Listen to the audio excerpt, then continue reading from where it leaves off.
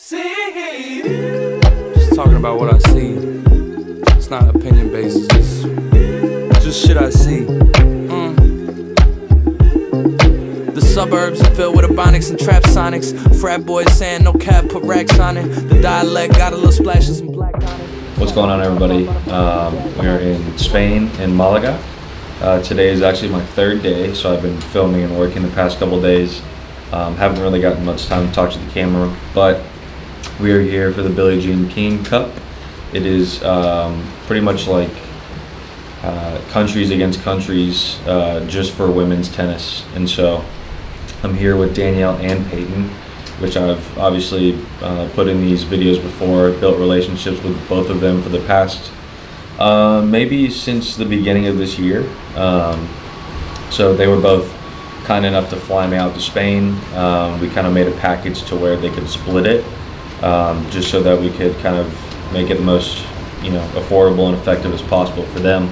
And as far as like specific deliverables, there's really no specific deliverables. It's just coverage and what kind of content I can produce from each day. Obviously the tournament and when they're going to be in Spain is hopefully going to be over 7 days, and so I'm only going to be here 4 days, and I'm just making sure that I produce enough content to get them through their full trip. So just because I produce maybe a reel or photos every day, that doesn't mean that they have to post that every single day. So they can post the first reel today, and then hold off maybe a day or two, post some more, whatever they want to do with the content.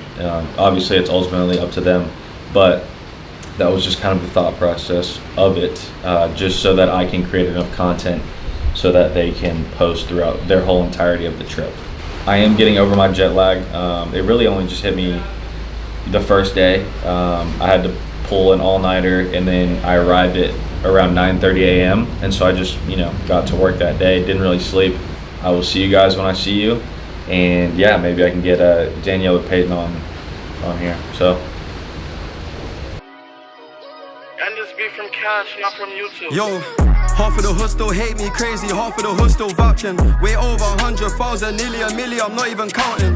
I'm hearing the demons talking, walking, brother, the bando's haunted. Put coat with a Lando magic, that have the crack of the Lanto hawking. Clocking, max my credit, my iPhone bell in a bank or calling a case. I just came back from Turkey, surgeon, a back still swollen. Fancy me on a block, one pics, I'm still gonna stop on a block and take them. The spot too hot, it's baking, so I moved up to a new location. Been gambling all of my life outside, but I never been. What's going on, everybody? We are back home in St. Petersburg, Florida, after 8 long days of traveling. 5 of those days in Malaga, Spain, and then 3 days in Dallas, Texas. And yeah, basically just here to say that it was successful for both trips. It was a lot. I'm an awful planner when it comes to flights and just being the most efficient traveling person, so definitely gonna plan ahead next time. But ended up from Spain, driving from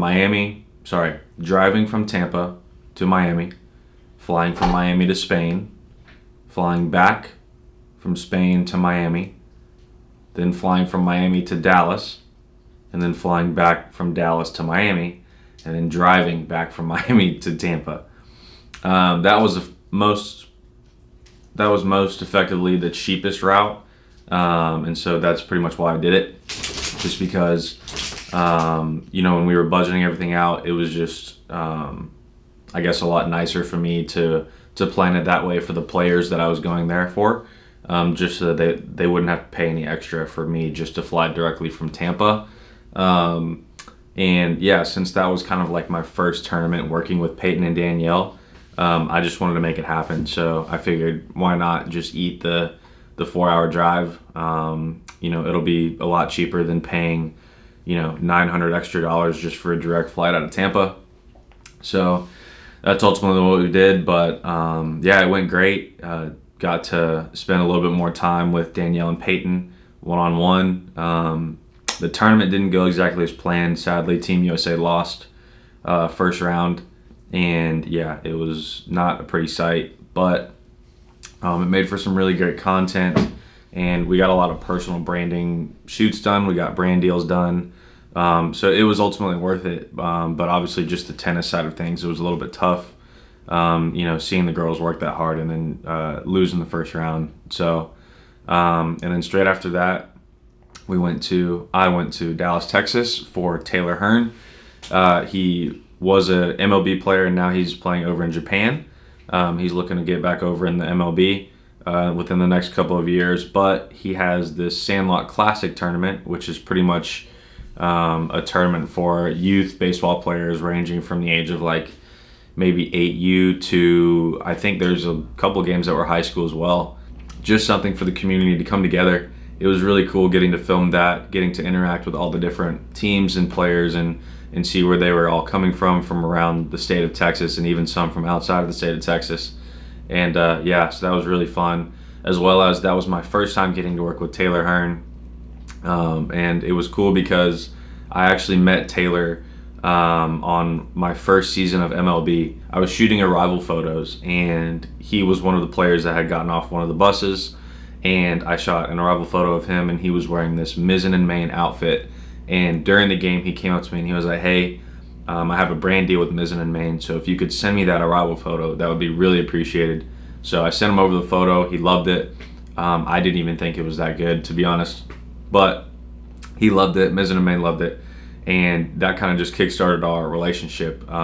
We didn't really talk much. It's been, I think, 3 years since that happened, and this past weekend was the first time that we've ever worked together. So if that doesn't just tell you guys about what I try to preach on here every single video about networking and relationships, then I don't know what will. So, we've stayed in touch for almost 3 years just off of that one interaction that I had with him in Tampa at the Rays Stadium. So, and then that led us to an 8K deal with me, Kyle, and then we outsourced 2 photographers for that trip, and it was great. So it all went smooth, and then Laren, his agent, was super stoked with the footage and the photos, as well as Taylor was super stoked. But Laren is an agent for Taylor, and he also has Jose Trevino, who's a catcher for the Yankees, and he has a camp coming up. It's called the Winter World Series, I believe, or something like that, but it's coming up in mid-December. And Laren was like, "I have to get you up here." Did not plan on it, but I really would like to get you up here to do the same thing. And basically what we did for Taylor, he wants us to do for Jose. It's still in talks. It's not set in stone yet at all. But basically social management for the whole event, photo coverage, video coverage, recaps, drone footage, the whole nine. That's what we did for Taylor. And so that's probably what they're going to want us to do with Jose Trevino as well. But all of that just off of that one photo I took 3 years ago, and it's all leading to this. So also, if you guys didn't catch it, I don't know how noticeable it's going to be because I haven't started editing, obviously, but I filmed quite a few of the transition clips, travel clips with my iPhone. I have the iPhone 16 Pro, and so I got to use the Apple Prolog or Apple ProRes, whatever you call it. Obviously, I think you can use that with the iPhone 15 as well, but I jumped from the iPhone 10 to the iPhone 16 Pro. So this is my first experience with it, and I think it's going to be here to stay. So I was debating on whether to get a B cam or like a DJI Pocket Osmo, just to be small and compact so I can just kind of easily set it up and vlog with it and use it for my YouTube videos. But then my buddy Kyle was like, "Hey, this is in your pocket already. You really need to give it a go." And so I tried to do that a little bit in Spain and on my travels. So we're gonna see how it looks together. But yeah, if you didn't catch it, it is filmed with, a lot of the clips are filmed with the iPhone 16 Pro. I don't think I've mentioned it yet, but we're officially a 6-figure company. That's not me taking home 6 figures. That is just Creative Juice as a brand bringing in 6 figures. And that's with January to, I believe, March or April, bringing in a total of maybe 10K. And so, it's just a testament to the work that we've put in, but also just the doors that God is just opening for us. It's been a huge blessing, and I didn't think that this was, I did have belief in myself that it was going to happen, but it's kind of hard to not have some doubts sometimes about, if it's actually going to come to fruition or not, just the way that, things go in life. And so it's really cool to see, we still have another month and a half of the year left, and we're at six figures. So we're going to get to work. I have a ton of goals for next year already.